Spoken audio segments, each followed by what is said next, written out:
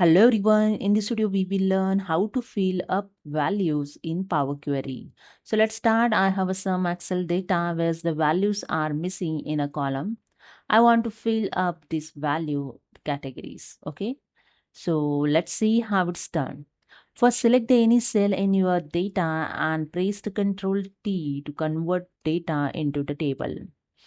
And here the small dialog box is open. Create table. Click on OK to convert this data into table. Okay. Now go to the data tab in get and transform data group. Click on the get data option. Then click on the from other sources. Then click on the from table or range. And here the Power Query editor will open. Okay. You can see that the columns has some blank cells showing. Okay. To fill them up, just select the column. I just select here the column. Then go to the transform tab in any column group. Click on the fill option. Just click on this drop down arrow and click on the up. And that's it.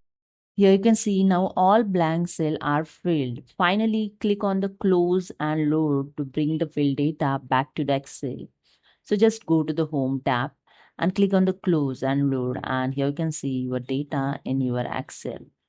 Okay, with the fill all categories. So hope you understood. If you like this video, please subscribe. Thank you so much.